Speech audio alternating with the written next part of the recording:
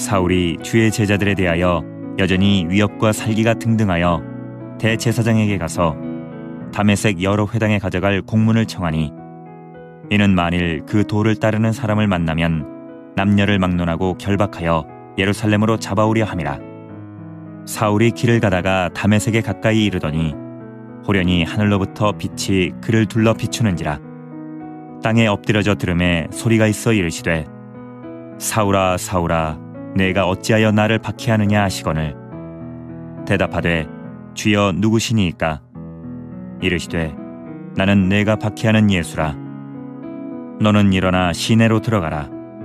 내가 행할 것을 내게 이를 자가 있느니라 하시니, 같이 가던 사람들은 소리만 듣고 아무도 보지 못하여 말을 못하고 서 있더라. 사울이 땅에서 일어나 눈은 떴으나 아무것도 보지 못하고 사람의 손에 끌려 다메섹으로 들어가서 사흘 동안 보지 못하고 먹지도 마시지도 아니하니라. 음식을 먹음에 강건하여지니라. 사울이 다메섹에 있는 제자들과 함께 며칠 있을새 즉시로 각 회당에서 예수가 하나님의 아들이심을 전파하니, 듣는 사람이 다 놀라 말하되, 이 사람이 예루살렘에서 이 이름을 부르는 사람을 멸하려던 자가 아니냐. 여기 온 것도 그들을 결박하여 대제사장들에게 끌어가고자 함이 아니냐 하더라. 사울은 힘을 더 얻어 예수를 그리스도라 증언하여 다메섹에 사는 유대인들을 당혹하게 하니라. 오늘은 계속해서 사도행전 13번째 강의 시간입니다. 여러분, 사도행전 전체의 주제는 사도행전 1장 8절입니다. 성령이 너에게 임하시면 너희가 권능을 받고 온 예루살렘과 유대와 사마리아 땅끝까지 이르러 내 증인이 되리라. 복음이 내게 왔으면, 성령이 왔으면 머물지 말고 흩어져서 그 복음을 전하라는 것입니다. 그리고 사도행전은 1장부터 7장까지는요 복음이 교회를 세웁니다. 그리고 예루살렘에서 복음이 힘껏 전진하면서 교회를 힘있게 능력있게 이끌어가는 모습들이 1장부터 7장까지 있고요. 또 8장에서는 핍박과 위협이 이 복음으로 인하여 예루살렘을 넘어서 사마리아와 유대까지 가게 하는 계기가 됩니다. 그리고 오늘 저와 여러분이 함께 읽은 이 사도행전 9장은 교회사의 기념비적인 사건이 기록됩니다. 뭡니까? 교회를 핍박했던 사울이 완전히 회심하여 전도자 바울로 된 이 계기가 소개된 사건이 이 9장입니다.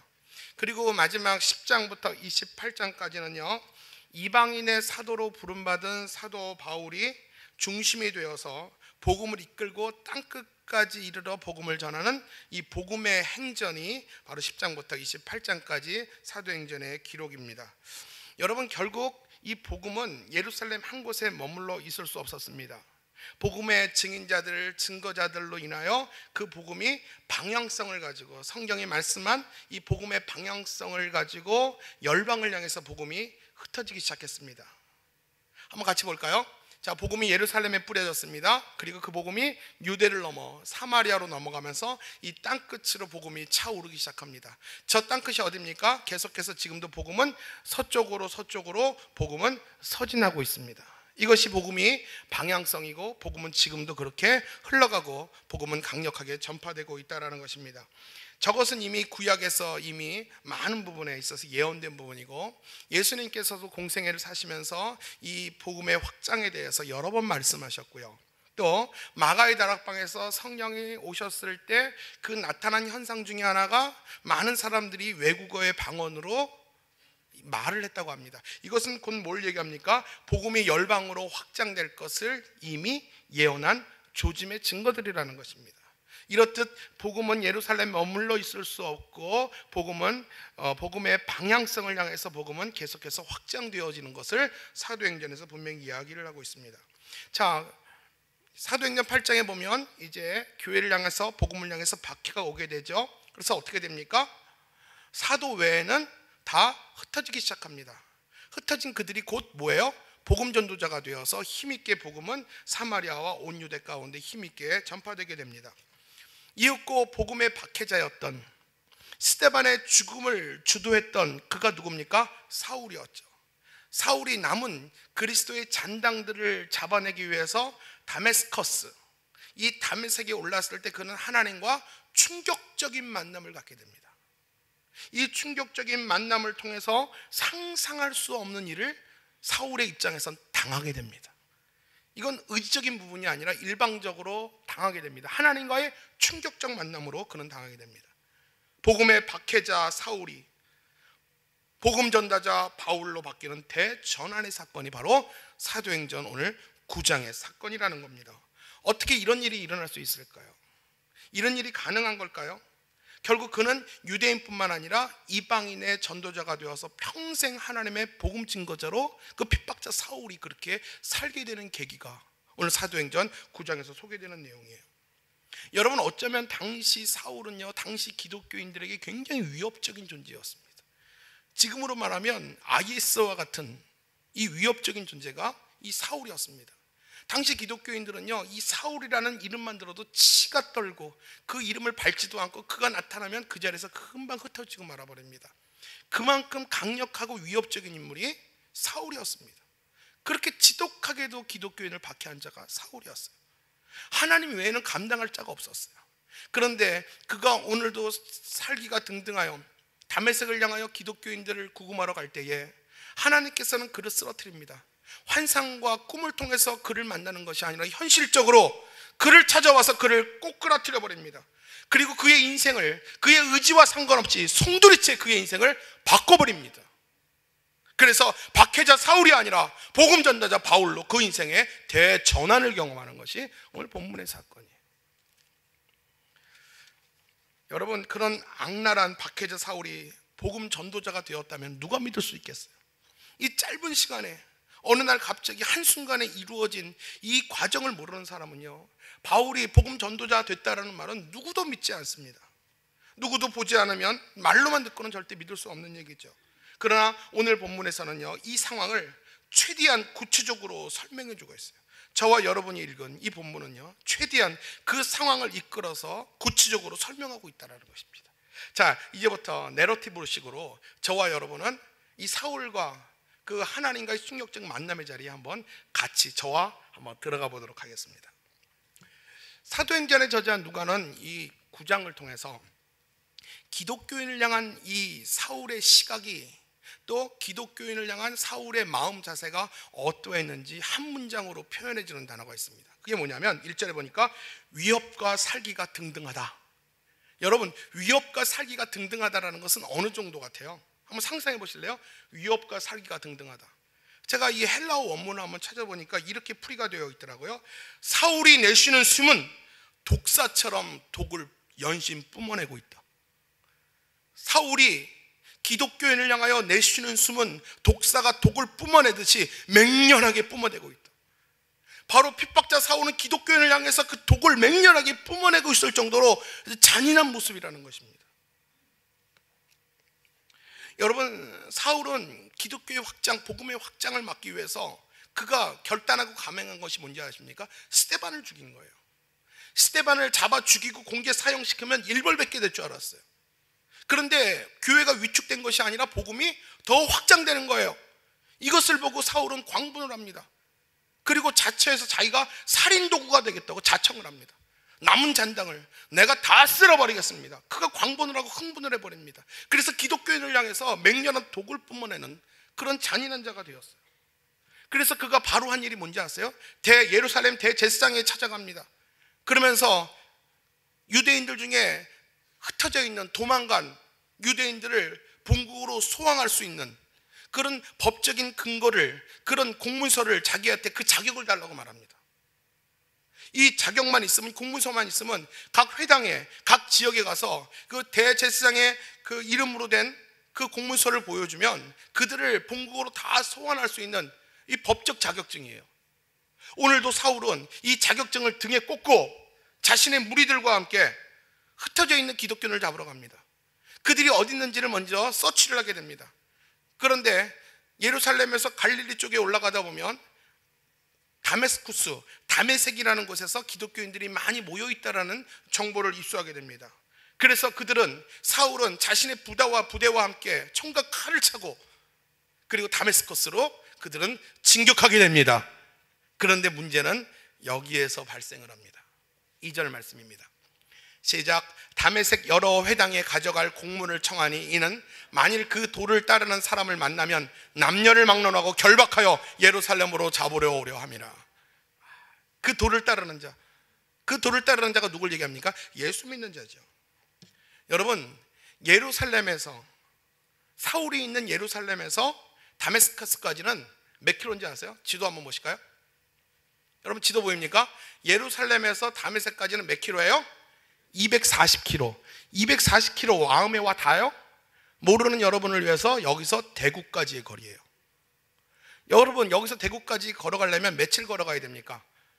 자전거 타지 말고, 차 타지 말고, 경보하지 말고, 그냥 잘 거 자고 쉴 거 쉬면서 조금 쉬고 많이 걸으면 적어도 6일 이상을 걸어야 됩니다. 6일 이상을 꼬박 걸어야지 다메스커스까지 도착을 하게 돼요. 여러분, 사울이 무슨 열정으로 저기까지 그렇게 걸어갈까요? 단 하나예요.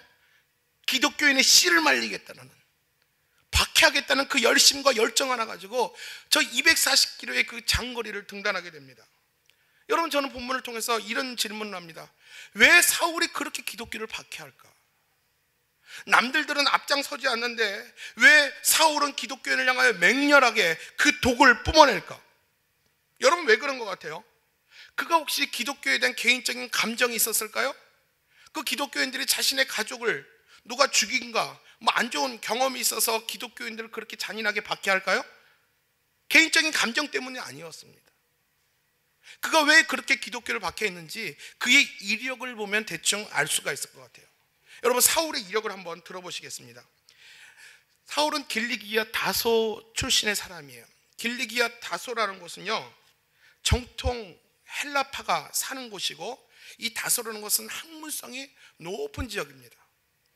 그는 다소에서 헬라 철학을 배웠고 신학을 배웠고 천문학을 배웠습니다.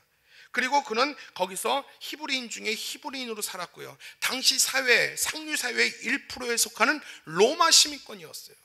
유대인이었음에도 불구하고 그는 상류 1%에 속하는 로마 시민권자였어요. 그리고 다소에서 가장 학문이 높다는 가말리엘에게 직접 율법을 사사받았어요. 그리고 율법에 있어서는 열심히 있는 자였습니다. 바리새파 중에서 가장 정통 바리새파가 이 사울이었어요. 이것은 뭘 의미합니까? 사울이 기독교를 박해한 이유는 한마디로 뭐겠어요? 자신의 철두철미한 이 유대 신학에, 그 신앙에 근거하여 조금이라도 삐뚤어진 것을 바로잡기 위한 그의 열심과 열정이었어요. 그는 젊은 사람이었어요. 유대계 신학에서 암적이고 이 사회적인 지탄받는 그 이단적인 존재를 볼 수가 없었어요. 자기 신앙의 열심, 자기 신학의 열심으로 그 기독교를 탄압한 거죠. 여러분, 이틀 전에 이슬람 전문 강사인 이만석 선교사님이 이슬람에 대해서 강의를 했어요. 그분과 이야기를 하면서 제가 얻은 인사이트가 뭐냐면, 제가 하나 깨달은 사실이 뭐냐면, 여러분 지금 그 이슬람이 그 오일머니가 상당히 많잖아요. 그렇죠? 그리고 이 IS를 후원하는 나라들이 너무나도 많다라는 거예요. 그들이 여러분 이 한국을 이 포교 전략 국가로 결정한 이후에 이 지식인들을 상대로 굉장히 많이 포섭을 하고 이미 이 장학금을 상당히 많이 줬다라는 거예요. 그래서 그들에게 이 장학금과 은혜 받은 사람들이 너무나도 많다라는 겁니다. 자기가 커밍아웃하고 드러나지 않아서 그렇지 대학마다, 학계마다, 교육계마다, 이 경제계마다, 법계, 정치계에 이슬람 사람들이 곳곳이 들어가 있다라는 거예요. 우리가 이 IS에 대해서 연일 보도가 되잖아요. 잔인함이 드러나잖아요. 우리가 그 IS의 잔인함 때문에 치를 떨고 있을 때 그 이슬람의 전문가들이 뭐라고 말하면 그들은 정통 이슬람이 아니다, 그는 일부의 폭력단체다라고 미화시키고 그렇게 가장한답니다. 그러면서 진정한 이슬람은 평화의 종교다라고 얘기하는데 그 말이 거짓말이라는 것입니다. 자신들도 거짓말이라는 거 알고 있대요. 그게 거짓말이라는 거예요. 거기서 말하는 뭐라고 하면 IS의 말로 정통 이슬람이래요. 여러분, IS가 뭐의 약자인지 아십니까? 이슬라믹 스테이트, 이슬람 국가라는 소리예요. 이슬람 국가. 가장 꾸란을 중심으로 꾸란을 순종하며 꾸란대로 살아가는 그 민족과 그 그룹이 지금의 IS예요. 여러분, 그들이 그 IS의 그 꾸란이 뭡니까? 비신자들은 죽여라는 거예요. 이 전 세계가 이슬람화 될 때까지 피 흘리고 싸우라는 겁니다. 우리는 비이슬람과 친구가 될 수 없다라는 거죠. 여러분, 전국으로 전 세계적으로 산하 제한이 있고요, 결혼을 안 합니다. 출산율이 떨어집니다. 근데 이슬람은요, 17억의 이슬람은 부지런히 결혼해요. 일부 다쳐요. 쉬지 않고 나요. 앞으로 30년 뒤는요, 전 세계의 이슬람 인구가 엄청나게 늘어나요. 그러면 그들이 이 정치계, 경제계, 법조계를 다 잡으면요, 한순간에 이슬람화 될 수 있다는 것이 그들이 꿈꾸는 비전이라는 거예요. 여러분, 우리가 IS에 대해서 공포하고 치를 떨고 있죠.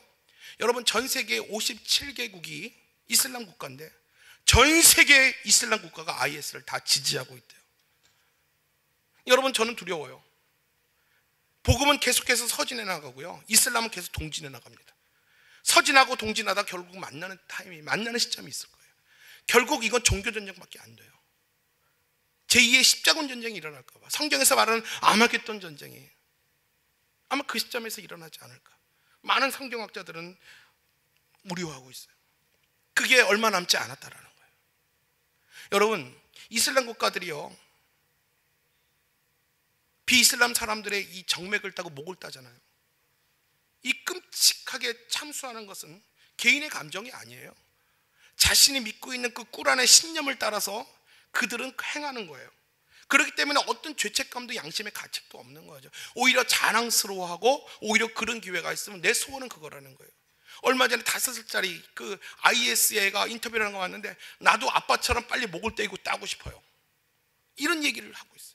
그 아이들이 자라면서 자신의 신앙의 열심으로 그들은 엄청나게 잔인한 행동을 계속해서 해나갈 거예요. 내가 이슬람 얘기를 하려고 이렇게 얘기한 건 아닌데, 사실은 사울 또한 마찬가지예요. 자신이 가지고 있는 유대교적 열심 때문에 기독교를 박해한 거예요. 사울에게 비춰진 이 기독교는요, 이단 중에 이단이고 사회 암적인 존재였어요. 하나님의 영광을 위해서 내가 깃발 들고 칼 들고 그 잔당을 없애는 것이 하나님이 나에게 맡겨진 필연적 사명이라고 그는 자랑스럽게 생각했을 겁니다. 그 증거로는요, 사도 바울이 후에 그 과거를 돌아보면서 이런 얘기를 합니다. 빌립보서입니다. 같이 한번 볼까요? 시작. 열심으로는 나는 교회를 박해하고 율법의 의로는 흠이 없는 자였다. 본문을 냅둬 보세요. 과거의 나는 유대교의 열심으로는 나는 교회를 박해했고 율법의 의로는 흠이 없는 자였다. 과거의 자신을 돌아보면서 얘기를 합니다. 내가 당시 예수의 이름을 대적하고 예수 믿는 사람을 고문하고 심지어 죽이는 것은 결국 내 자신은 그 당시 율법의 열심이었고 이것이 의라고 나는 믿었기 때문에 그렇게 했었다라고 사울은 이야기를 해요. 사울은 이러한 박해를 자행할 때마다 자신의 신앙적 열심을 자랑스러워했어요. 이것은 마치 자신이 과거에 이스라엘의 타락한 지도자들이 미디안 여성들과 행음했을 때 비느하스가 긴 창을 들고 그들을 다 죽였잖아요. 자신이 마치 비느하스가 된 것인 양, 예전에 그 아합 왕조가 바알의 숭배를 전체 민족이 했을 때 예후가 일어나서 그 아합 왕조를 다 몰살시킵니다. 바로 그 예후의 열심을 자신이 계승한 것인 양, 이 사울은 착각을 하면서 의기양양해서 오늘도 기독교인을 박해하러 올랐던 거예요. 그 자랑스러움 가지고 이제 다메섹에 거의 올랐을 때 사울이 온다라는, 살인마 사울이 온다라는 소문을 이 흩어진 기독교인들은 듣고요, 한 곳에 모여서 이리떼를 두려워하는 양들처럼 벌벌 떨면서 하나님의 긍휼만 기다리고 있습니다. 그들이 뭐 어떻게 할 수 있는 방법이 없었어요. 그때 하나님이 그 인생을 개입하기 시작하십니다. 순간 어떤 일이 벌어집니까? 3절입니다. 시작. 사울이 길을 가다가 다메섹에 가까이 이르더니 호련히 하늘로부터 빛이 그를 둘러 비추는지라. 아멘. 순간 하늘에서 대낮이었는데 이 대낮 햇빛보다 더 밝은 빛이 이 사울을 쳐다오더니 그 빛이 너무나도 심하고 밝아서 그 자리에서 쓰러져 버립니다. 많은 성경학자들은 그가 아마 낙타를 타고 갔을 것이다, 아마 말을 타고 갔을 것이다, 당나귀를 타고 갔을 것이다, 이런 이야기가 많이 있는데 이건 정황일 뿐 무엇을 탔는지 걸어갔는지 알 수 못해요. 그러나 그 강한 빛 때문에 그가 순간 시력을 잃고 이 땅에 쓰러지고 말아봅니다. 그리고 그 쓰러진 사울을 향하여 소리가 들리기 시작합니다. 뭡니까? 사울아 사울아 내가 어찌하여 나를 박해하느냐. 그래서 사울이 뭐라고 말합니까? 주여 누시오니까. 당신이 누구길래 내가 당신을 박해했다고 말합니까? 난 그런 적 없습니다. 나는 누구냐고? 내가 박해하는 예수다. 그러면서 6절의 말씀을 줍니다. 6절 말씀 볼까요? 시작.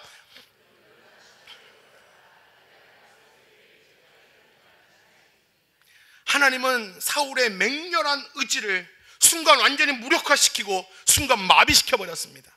그 열정, 그 열심, 그 크리스찬을 향하여 뿜어냈던 맹독을 하나님은 완전히 순간 마비시켰다는 것입니다. 이 대화의 내용이 오늘 본문의 내용이에요. 여러분, 어찌 이런 일이 일어날 수 있을까요? 근데 여러분, 실제로 지금 일어나고 있다고 합니다. 지금 중동에서 그런 일이 일어나고 있다고 합니다. 5월 3일자 기독일보에 난 기사를 여러분에게 좀 소개하겠습니다. 기독일보의 크리스찬 포스티지가 보도한 내용을 간추려서 기사로 실었는데, 기독교인을 살해한 그 IS가 그 기독교를 살해한 IS 집단 중에서 조금 이렇게 급이 있는 이제 IS였나 봅니다. 그가 어느 날 꿈을 꿨는데 백인이 나타나서 You are killing my people. You are killing my people. 딱 3번 얘기했대. You are killing my people. 무슨 말입니까? 너는 내 백성을 죽였다. 너는 내 백성을 죽였다. 너는 내 백성을 죽였다. 다른 말도 없이 딱 그 3번 하고 그 꿈을 깼다라는 거예요. 그 이후부터 몸이 아프기 시작하면서 그리스도인을 죽이는 것이 즐겁지가 않고 마음의 부담이 돼서 그 자리에 항상 없었다고 합니다. 그가 누구였냐면 예전에 콥틱 쪽을 죽였던 그 이슬람 대원 중에 한 명이었다라는 거죠. 그리고 그런 시간을 오래 가져놓고 그는 오랜 시간 동안 고민하다가 결국은 기독교인으로 개종을 해버립니다. 그런데 더 놀라운 일은요, 이 포스트지에서 이렇게 얘기합니다. 최근 수년 동안 이슬람에서 기독교로 개종한 사람들의 많은 수가 비슷한 경험들을 하고 꿈속에서 예수님을 만나고 돌아온 사람이 그렇게 많더라는 거예요. 주님이 얼마나 긴급하면 그렇게 꿈속에 나타나서 그들의 영혼을 부르실까요? 얼마 남지 않았다라는 소리예요. 사울도 당시 IS처럼 독사처럼 가는 곳마다 그리스도인 향해서 독품을 뿜었었습니다. 그랬던 그가 다메섹에서 주님을 충격적으로 만남으로 인생의 대전환을 맞이하게 되죠.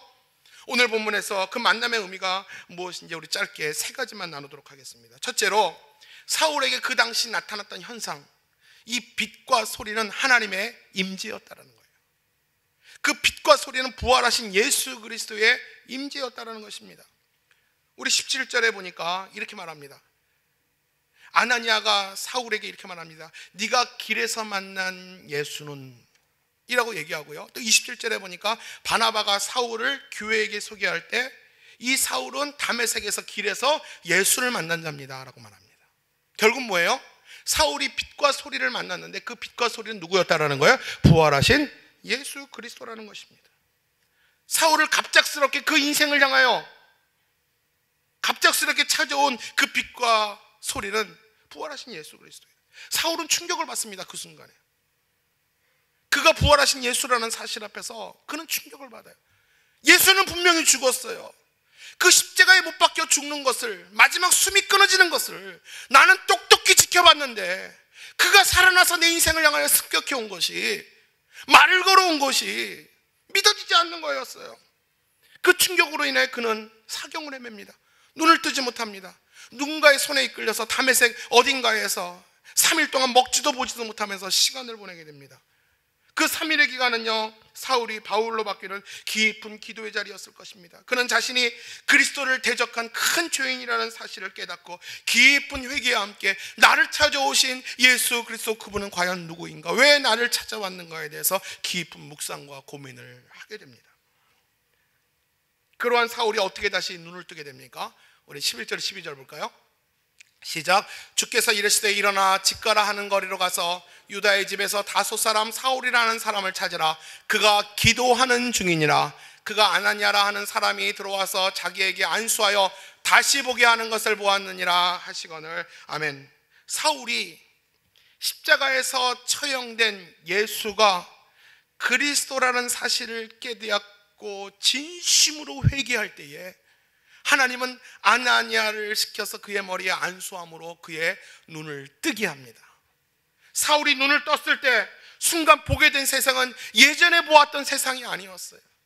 그가 3일 동안 긴 어둠 속에서 헤매다가 눈뜬 세상은 과거 자신이 율법의 의와 자신을 자랑하던 그런 세상이 아니었어요. 그가 바라본 세상은요, 어떤 세상이냐면 사명의 세상이었어요. 죽었던 자가, 어둠 속에서 죽었던 자가 생명을 얻어 구원의 빛으로 나온 것입니다. 다시 말하면 예수님이 이 땅에 오신 이유를 말씀했던 요한복음 9장 39절의 말씀이 이루어진 현실을 오늘 사울을 통해서 보여주는 거예요. 예수님이 이 땅에 오신 이유, 그것을 보여주는 거예요. 요한복음 9장 39절입니다. 시작. 예수께서 이르시되 내가 심판하러 이 세상에 왔으니 보지 못하는 자들을 보게 하고. 무슨 말입니까? 어둠 속에서 죽었던 자들을 주님이 부르셔서 구원의 세계를 보게 하시려고 주님은 이 땅에 오셨다라는 것입니다. 사울을 어둠 속에서 부르신 이유는 생명을 주심으로 구원의 세상으로 그를 불렀음을 의미하는 거예요. 단순히 시각이 회복된 눈을 뜬 것만을 얘기하는 게 아니에요. 그는 영적으로 완전히 죽었던 자가 주님의 부르심을 통해서 구원 백성이 되었다라는 것입니다. 오늘 본문의 의미 중 두 번째는요, 사울을 부르시는 하나님의 긴급성을 볼 수가 있습니다. 찬란한 빛과 함께 소리가 있어 사울아 사울아 라고 부릅니다. 여러분 성경을 보면요, 그 이름을 두 번 부른 적이 거의 없어요. 언제 있어요? 여러분 생각해 보세요. 언제 하나님이 그 사람의 이름을 두 번 불렀습니까? 말씀해 보실래요? 할렐루야. 야, 오늘 임마누엘 정말 찬양 잘하더라고요. 우리 특히 테너 베이스 소리가 너무 좋아요. 남자들만 칭찬하면 또 삐지니까. 소프라노 엘토도 너무나도 아름다웠어요. 아브라함. 언제 아브라함을 두 번 불렀어요? 그 이삭을 제물로 바치고 칼을 찌르려고 할 때 아브라함아 아브라함아 두 번 부릅니다. 뭘 얘기합니까? 하나님이 긴급할 때 사람을 두 번 불러요. 이러한 사실을 비춰볼 때 예수님이 그 사울의 이름을 두 번 불렀다는 것은 얼마나 긴박한 상황인지, 얼마나 사울이 긴박하게 하나님이 그를 불렀는지. 여러분, 이 마지막 때에 선택받은 하나님의 백성들을 하나님이 긴박하게 부르시는 그 음성이 여러분에게 들려져야 될 줄로 믿습니다. 오늘도 나를 통해서 내가 추수해야 될, 내가 거두어야 될, 내가 찾아가야 될 그 영혼을 주님은 그 이름을 긴박하여 이름을 부르고 계십니다. 그 음성을 들을 수 있는 여러분들 되셨으면 좋겠어요. 주님은 그에게 말합니다. 내가 어찌 나를 핍박하느냐. 이런 단도직입적인 질문은 예수님과 핍박받는 교회가 얼마나 긴밀한 연합 가운데 있는지 알아요. 교회와 핍박받는 예수가 얼마나 긴밀한 연합 가운데 있는지 알게 됩니다. 여러분 한번 물어볼게요. 사울이 엄격히 말해보세요. 예수를 핍박했습니까? 예수 믿는 사람을 핍박했습니까? 예수 믿는 사람. 자, 사울이 예수님을 핍박했습니까? 교회를 핍박했습니까? 교회를 핍박했잖아요. 그런데 왜 네가 핍박하는, 네가 박해하는 예수라고 말했습니까? 내가 언제 당신을 박해했습니까? 내가 교회를 박해하고 성도를 박해했지. 무슨 말입니까? 성도 한 사람 한 사람이 교회고 교회는 그리스도의 몸이라는 것입니다. 교회를 핍박하는 것은 곧 예수 그리스도를 핍박하는 것과 같아요. 그렇기 때문에 교회는 만물 위에 있는 것입니다. 세 번째로 오늘 본문의 의미는 오늘 사울에게 있어서 담메색 사건은 평생 바울 신학의 기초가 됐다라는 거예요. 사울은 빛 가운데 말씀하시니까 처음에 부활하신 예수라는 사실을 몰랐어요. 그를 쓰러뜨리고 그에게 말을 걸어올 때 그가 부활하신 예수라는 사실을 꿈에도 생각 못했어요. 주여 누구시오니까 물어봤죠. 그때 그 주여가 부활의 예수 그리스도가 얘기하는 게 아니에요. 단지 신적인 대상, 3인칭 극존칭의 언어입니다. 퀴리오스, 주여 누구십니까? 누구신데 나에게 이러십니까? 네가 핍박하는 예수다. 그 예수라는 말에 그가 비로소 충격을 받게 됩니다. 충격 그 자체였죠. 그 순간에 예수라는 그 사실에 그가 가졌던 이 신념과 신학이 다 완전히 무너졌습니다. 나사렛 예수, 십자가에서 죽음당한 처형당한 실패자 예수를 하나님의 아들 그리스도라고 인정해야 되는 그 결정적인 순간에 그는 맞닥뜨리게 됩니다. 결국 이 충격으로, 이 사건으로 인하여 지금까지 유대교 신학의 중심이었던 율법 중심의 신앙에서 예수가 그리스도라는 신학의 중심으로 그는 사고의 대전환을 이루게 됩니다. 사울이 처음 들었던 부활하신 예수님의 이 강력한 메시지가 바울의 평생의 신학의 기초가 됐습니다. 뭡니까? 교회의 머리는 그리스도이며 교회는 그리스도의 몸이다. 바울이 평생 부르짖었던 말씀이 이 신학이었어요. 그 신학이 어디서 만난 신학이었습니까? 하나님과 충격적으로 만난 이 다메섹 사건에서 그 주님이 들려주셨던 강력한 메시지가 그의 신학과 그 신앙의 기본이 되었다는 거예요. 지금까지 율법으로 자신의 의의를 자랑하던 사울의 모든 자랑이 예수 그리스도의 십자가 앞에서 모두 배설물처럼 버려지는 경험을 하게 됩니다. 그래서 복음의 핍박자 사울이 예수는 그리스도가 하나님의 아들이심에 대해서 평생 부르짖고 전도하는 전도자 바울로 됐다라는 것입니다. 우리 21절 22절 말씀입니다. 우리 22절만 보겠습니다. 시작. 사울은 힘을 더 얻어 예수를 그리스도라 증언하여 다메섹에 사는 유대인들을 당혹하게 하느니라. 아멘. 여러분, 예수가 그리스도라는 사실을 바울이 말하자, 사울이 말하자 모든 사람이 반가워했다고 그랬어요? 당혹했다고 그랬어요? 당혹하죠. 여러분 같으면 어떡하겠어요? IS의 중간 간부가 우리를 죽이러 왔다고 했다가 갑자기 4일 뒤에 나타나서 성경을 들고 나타나서 예수를 믿으세요. 여러분들이 당혹하겠습니까? 반가워하겠습니까? 당혹스럽겠죠. 그 상황과 과정을 모르니까 당혹스럽죠. 그렇기 때문에 누군가가 사울을 소개하는 사람이 있었습니다. 이 사울이 누구냐 하면 예전에 우리를 핍박했던 사울인데 길에서 주님을 만났기 때문에 이렇게 달라졌습니다.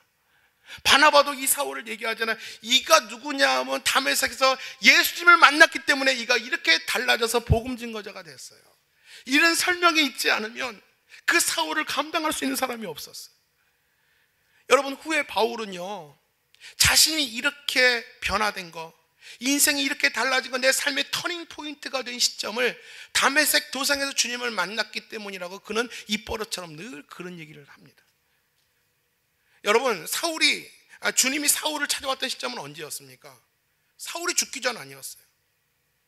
또 그가 병들어서 기도하던 중에 주님이 찾아오지 않았어요.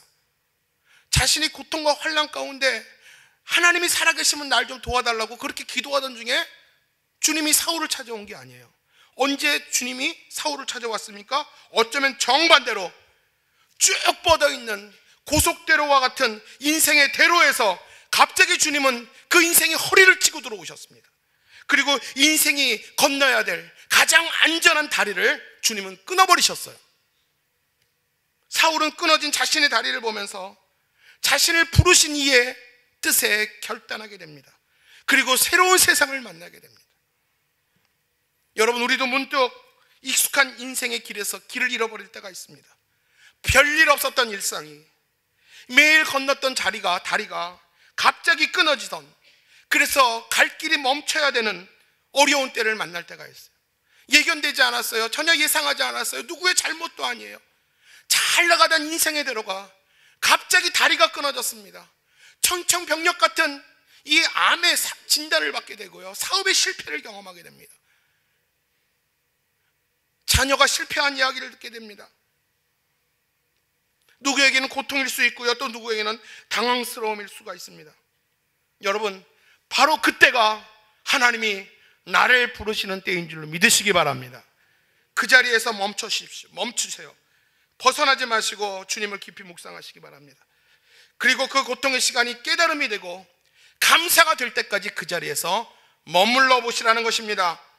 여러분, 힘드십니까? 삶이 지치십니까? 자꾸 내 자신이 미래가 불확실해지고 자신이 힘이 없어지고 자꾸 원인 모르게 내가 지쳐만 갑니까? 주님이 여러분을 부르시는 거예요. 그 자리에 멈춰서 사울처럼 3일간 주의 음성만 들어보시기 바랍니다. 인생의 길을 잃어버릴 때 잠잠히 주님과 대면해 보시기 바랍니다. 이 고통이 감사가 될 때까지, 깨달음을 줄 때까지 머물러 보라는 것입니다. 그러면 하나님이 우리의 눈을 열어서 새로운 세상을 보게 할 줄로 믿습니다. 더 크고 더 넓은 시온의 들을 하나님이 만나게 하실 줄로 믿습니다. 몇 주 전 미국의 주간 잡지 라이프에 실린 편지 하나를 소개하면서 말씀을 마칠까 합니다. 얼마 전에 사우디아라비아에서 이슬람에서 기독교로 개종한 젊은 부부가 이메일로 미국에 누군가에게 편지를 한 통 보냈다고 합니다. 근데 그 편지가 너무나도 감동적이어서 백악관 오바마에게까지 이 편지가 들어갔다는 내용입니다. 이 라이프지에 이 편지가 쭉 실렸는데요, 이 편지가 길어서 다 소개하지 못하고 이 중간 부분만 제가 좀 읽어드리도록 하겠습니다. 편지의 내용은 이래요. 그 엄마는 자신이 그 두 딸이 있었는데 5살과 7살짜리 딸에게 날마다 이렇게 가르친다고 합니다. 우리 가정은 예수 그리스도로 인하여 새 생명을 받았기 때문에 다시 어두운 세계 무슬림으로 돌아갈 수 없다. 언젠가 저 문을 부수고 무슬림의 큰 아저씨들이 무서운 얼굴로 총과 칼을 들고 들어올 때가 있을 거야. 소리도 크고 무서울 수 있어. 어쩌면 피가 온 방에 퍼질 수도 있어. 그때 움직이지 말고 무조건 무서워도 두 눈을 꼭 감고 있어. 그리고 몇 분만 기다리렴. 그럼 몇 분 후에 시끄러운 소리가 끝나고 조용해지면 그때 눈을 뜨면 돼. 그때 너희는 천국에서 하나님 팔에 안겨 있을 거야. 거기서 엄마랑 아빠도 함께 웃으면서 그 자리에 있을 거야. 하나님께 결단한 사람은 결코 뒤를 돌아보지 않습니다. 사울은 자신이 믿었던 신념과 신앙이 한순간에 무너지면서 무력화되면서 주님과 깊은 만남을 경험하게 됩니다. 그래서 결국은 복음을 박해하는 자에서 복음 때문에 박해를 받는 자가 되어집니다. 마찬가지로 하나님은 가끔 또는 갑자기 우리의 안전장치를 망가뜨릴 때가 있어요.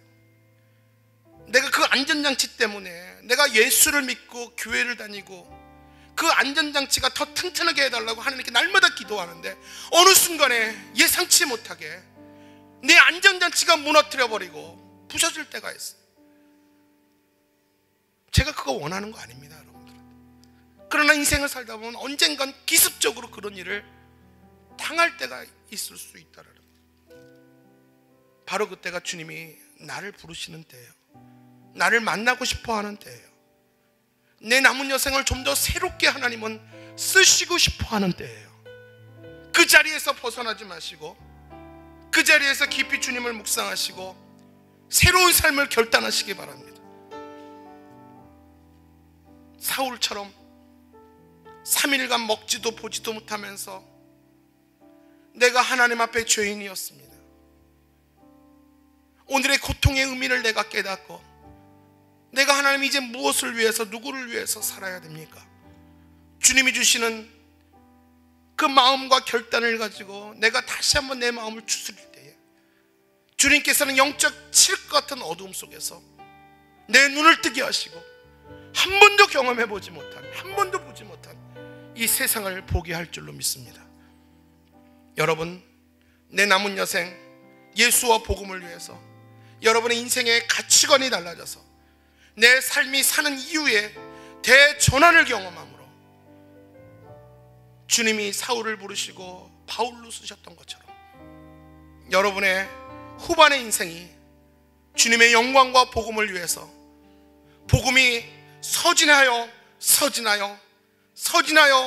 열방 가운데 주의 복음이 차오를 때까지 주님이 부르시는 날까지 복음의 증거자로 하나님께 쓰임받는 저와 여러분 모두가 되기를 주님의 이름으로 축원합니다. 우리 같이 기도하겠습니다.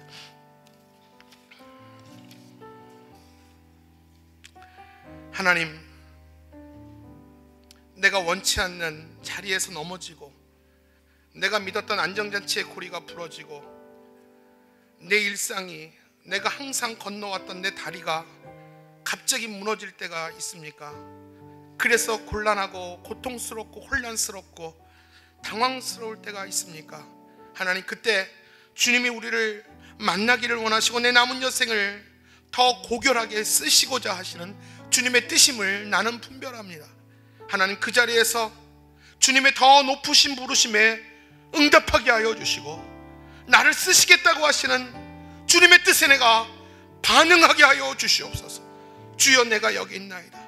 사울을 통해서 바울로 부르시고 그 바울을 통해서 아시아와 유럽 가운데 복음이 서진할 수 있도록 복음의 다리를 만드셨던 그 하나님, 나를 통해서 부족하지만 연약하지만 늙고 힘이 없지만 나를 통해서 복음의 서진이 오늘도 힘있게 이루어질 수 있도록 내가 그 부르심에 반응하며 내 인생의 가치가 세상이 아닌 예수와 복음이 되도록 나를 사용하여 주시옵소서. 하나님께 결단한 사람은 뒤를 돌아보지 않습니다. 이 세상에 핍박과 혼란이 있다 할지라도 두 눈 질끈 감고 주님만 묵상하길 원합니다. 이때도, 이 어려움 때도 곧 지나게 될 줄로 믿습니다. 우리 그리스도인은 그런 사람들이에요. 하나님, 그러한 각오와 결단이 네 안에 있게 해달라고 우리 한 3분간 간절히 같이 기도하겠습니다.